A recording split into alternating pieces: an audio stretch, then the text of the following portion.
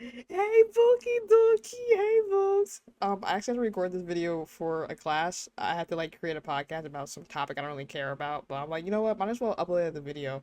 So this is I have to remember to cut this out when I turn in my assignment. But hey, Bookie, I missed you. I'm back home for a little bit because of Thanksgiving break. Hopefully, I can get another video out, or at least record one, and then y'all get it whenever. But I missed you, Books. Enjoy the video. Get ready to learn about some ego and education. Stream lemon bottle. This shit is fucking fire. Like I don't think you understand. I don't think you understand. I don't think you understand. Stream lemon.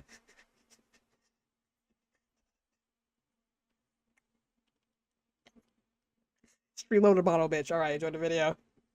Laugh it out. Laugh it out. La la la la. Can you recall a time when you went to school with somebody who had the biggest ego, but they were the most mediocre student in the world? Like their ego didn't match any of the work that they did, and then they complain about not getting any good grades on work, but they don't do the work. But their ego is huge, right? Or have you experienced maybe a teacher on an ego trip? For some reason, they brag about how nobody can pass their class, how their class is so hard, or they're beefing with like a 12-year-old. You're an adult, grow up. Or maybe has your old school made you test, not for the enrichment of the children, not to see where your grade level's at, but for a check. If the kids do well enough, then they get a check. While meanwhile, the whole football team get a whole bunch of Nike techs and the ceiling's leaking. You said no? Oh, okay. What school you going to?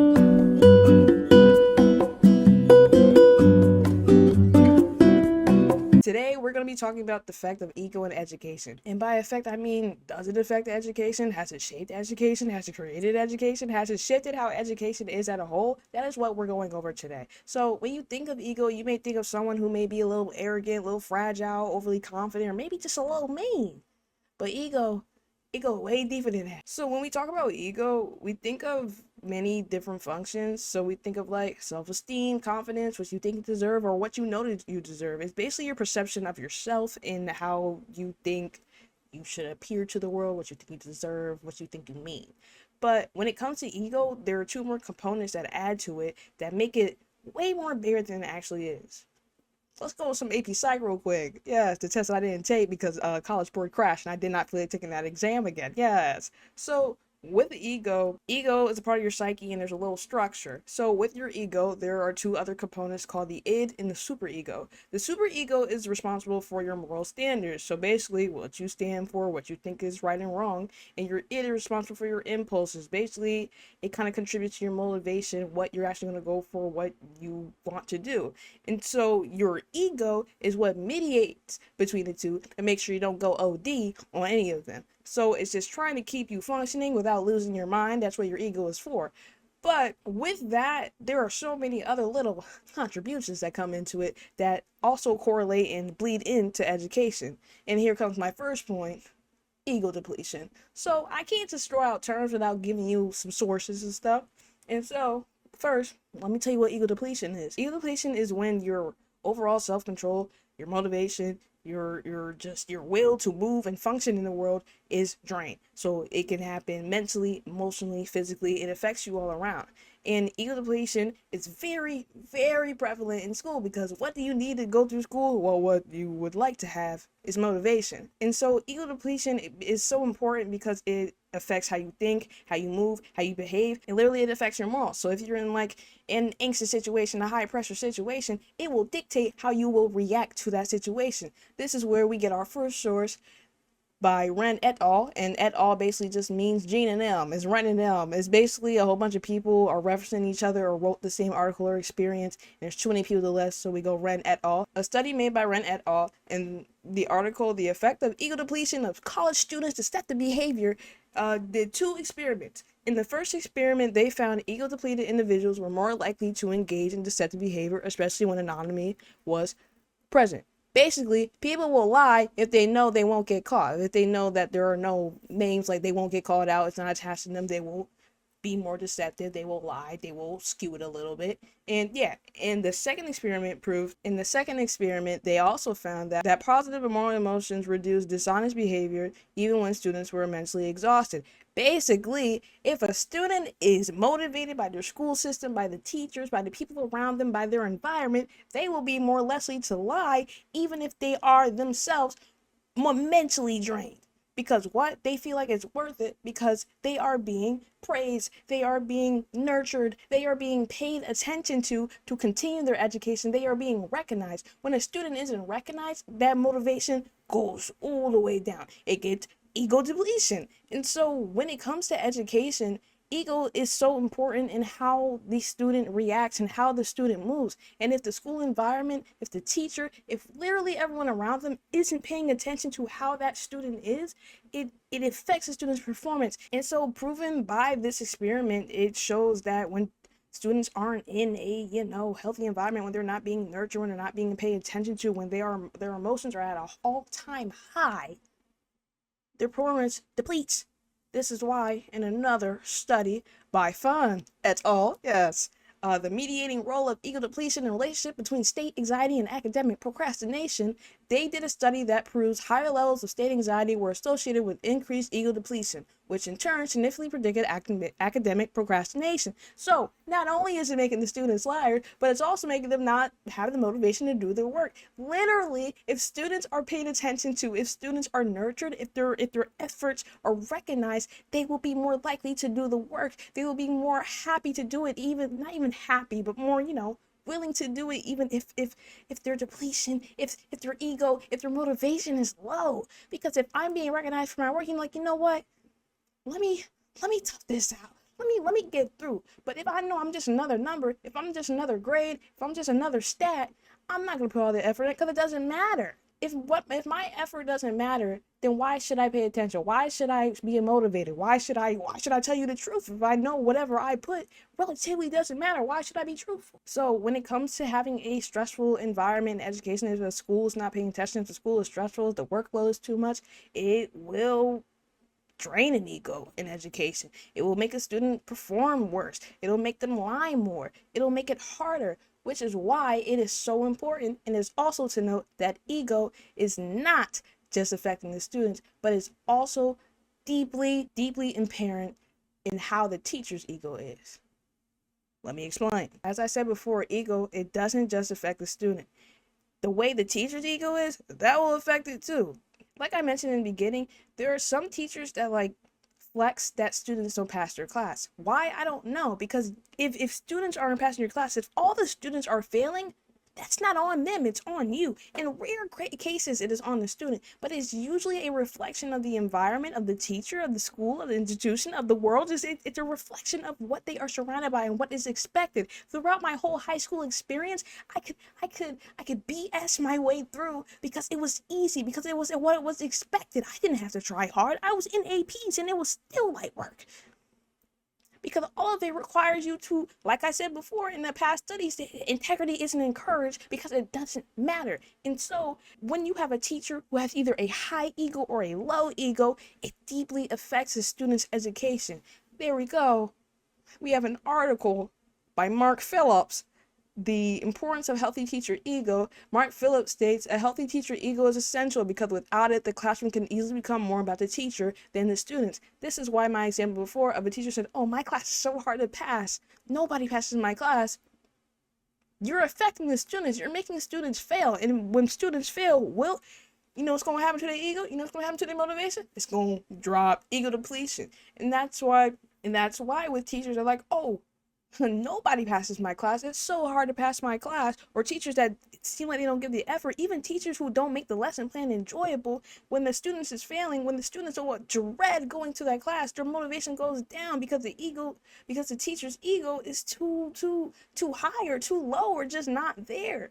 And so it is so important for a teacher to control their ego, to use their ego for good, to nurture the student, to help the student instead of just making it, yes, school should be challenging, but it shouldn't be challenging enough that I don't want to do it anymore. Because yes, there are times where things are hard, but I know I'm being challenged. I know it's going to be worth it in the long run. But I know there are moments in class, in schools, in education where you're doing something and you relatively know it will not matter. But ego doesn't stop with teachers. It doesn't stop with students. They're very apparent in the school system. And this is the biggest problem. Competition between schools, it doesn't nurture the kids, it doesn't help the kids. It only prioritizes image, test scores, and survival. You have to prove that you're better than the other student. You have to prove that you're better than the other school. You have to prove you're better than somebody else. You have to prove why this school should give you a scholarship, which is fine when it actually matters. So this is why, in an article by Thomas B. Fordham Institute, does competition from charter schools help or hurt traditional public schools? And they analyze basically the effect of the difference in education and how charter schools reflect on people who, one, can't afford charter schools and people that go to public schools. How does that affect the outlook, the education, and the overall environment of them? And so they say, and I quote, as charter schools expand, traditional public schools increasingly prioritize image and competition over meaningful student learning. When charter schools exist, public schools tend to be like, oh no, we could do it too without the money. We just like them for real. And they have to show that they need the funding because they don't have the rich parents. They don't have the scholarship. They don't have the tuition that people have to pay to go to the school.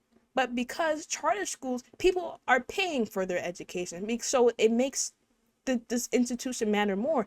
Public school, they have to get money from the state. They have to get money from the public. And so they have to prove why, oh, our students are so smart. Our education is so good. But they're not actually paying attention to the students. They're using them as stats. They're using their ego to show that we are better than charter schools, that we need the money, that we are so good. You should give us money. We are so good. We should be recognized. Meanwhile, these kids are suffering in the inside because they're not being paid attention to. This is why in another article by Stilwell, the W. Edwards Deming Institute, they, in the article Education at a Crossroads, the Perils of Competition, K through 12 education, they also add to this argument, when education becomes a contest, schools begin valuing test scores, rankings over genuine learning and collaboration. This is just what I was saying before, that schools do not care about the students' education. They do not care about enrichment. They do not care about if the students actually learning. They just care about competition. They care about proving that they're better than another school, that they deserve this funding, that they need something else. This ego-driven system trickles down in the classrooms, and this is why it messes with everything. This is why it starts when we're children. It starts in the elementary schools, and it only goes on and on and on. If you're lucky enough to go to a private school, you may be okay. But from someone who's gone to a public school, anytime I hear somebody that went to a private school, I look at them a little sideways. I do. There is judgment. And you want to know why? Because there's already a set rhetoric between them, that they're smarter, but they lack social skills because they didn't go to the public system. But us public schools says to private schools, then we may seem a little less intelligent or a little less privileged and stuff. But it only creates more competition. It only divides us, and no one is learning. No one is learning anything because I have to worry about taking some test that I know nothing about just because my school needs a check. That I have to keep matching this stat to keep my school open. So ego isn't just on an individual level, it just affects the whole system as a whole. And this is why another article talks about the college stuff by an author named Conche in the institutional completion study, competition study, is a study about how colleges basically change their tuition and pricing based on their other college competitions. So this article quotes, institutions adjust their tuition in response to the pricing of nearby competitors, reflecting a market-driven approach to higher education. Like I said before, education is a business. Now you might be saying, we're getting a little off topic about ego. We are, but hear me out. Competition is all an ego game. All of it is ego. All of it is proving that you are better. This is why it goes back to the ID and the super ego, and your ego is supposed to maintain both of that. But when the school system doesn't care, it doesn't matter. Which is why in elementary school, say, there's usually there's a gifted kid program. This is also more funding. And it divides kids. It puts kids in the circles. It puts kids in the group. You want to know what it feels like to be in the special program, but then because you didn't test well, you get taken out? Doesn't feel good. Because it happened to me. It doesn't feel good. And so when this happens, it fuels institutional ego. It means that, oh, if I go to the school with the prior highs tag, I'm better than you. I'm doing more than you. I'm doing good to you. Meanwhile, the higher school is in the middle of the... I'm talking about you, Yale. But it's crazy because literally in retrospect, it doesn't matter. Once you graduate, the college you went to doesn't really matter. It doesn't come up in conversations besides if it's a job. But even when it's a job, it's just like, okay, that's cool. As long as you have your degree, it don't really matter. But it only feeds more division. It only feeds more institutional ego. It only fuels more student and teacher ego, and it affects education. Education is no longer about learning because of ego. It's about competition. It's about proving each other wrong, about proving the state wrong, about proving that we're better than another school. And so this is why ego not necessarily has to be paid attention to, but just the student, the education, the learning needs to be paid attention to, because education needs to be more about helping the student, about enriching the student, about making sure the student learns, and not just competition, funding, ego. Education isn't about that anymore. And so this is why my last article, Habibi's Applied Traditional Analysis in Music Education by the International Journal of Transnational Analysis Research, they state teachers' egos, state behaviors directly influence students' motivation, either encouraging autonomy or reinforcing dependence. Basically, it starts with the system. That's all it's saying. That the ego from the teacher, from the institution, it starts in the system, and how the student's ego will reflect on them as they go through their academic adventures. It all starts in the system. It all depends on the system, which is why we are not learning anymore. No kids are learning because it doesn't matter. They don't have the motivation. And when a teacher already is saying to you, when your work doesn't seem worth it, you're not going to do it. You're not going to want to learn. And when your teacher doesn't seem like you care, when the education system doesn't seem like it cares about you, why would you put the effort if the education doesn't care? And so now that we've explored how ego affects every layer of education, the students, the teachers, and most importantly, the institutions, what can we take away from this today? Basically, having an ego isn't bad. It's a part of all of us. It creates all of us. It's how the world functions. It creates our institutions, it creates our teachers, and it creates our students. It's not bad because, yes, it's okay to have competition sometimes. It's good to push the students to do more. Like, don't you want to be better than somebody? It is good, like a little motivation. Be like, you know what? Let me show what I can really do. Let me show how I'm really that dude. But when ego goes unchecked, when it becomes something else, like a teacher's ego affecting how students learn in the classroom, or an institution paying attention to how other schools are moving and not actually focusing on how the students are moving, or a student's ego causing them to lie because they don't feel motivated that their work matters, learning becomes secondary. Learning doesn't matter anymore because all of the egos, all the clashing egos are making it now no longer a priority. It's all about proving that you're better than someone, proving that you deserve this, proving that just to prove. When it should be about education, when it should be about enrichment, when it should be about nurture. What we need to do is find a balance into this. It is fine to challenge students. It is fine to push students to be better. It is fine to challenge students to be like, hey, I guess have competition between each other to push each other to do better. But when the actual foundation, when the very reason why we're all here is to learn, goes out the window, what are we doing? If I'm going here and I haven't learned anything, all I'm trying to do is to be better, or to prove it to my teacher that I deserve this, or prove to the education system that, hey, I deserve this spot, that I need this, or you should give me the scholarship so I can pay for this education because it is so unbelievably unpaid for. What does that make education?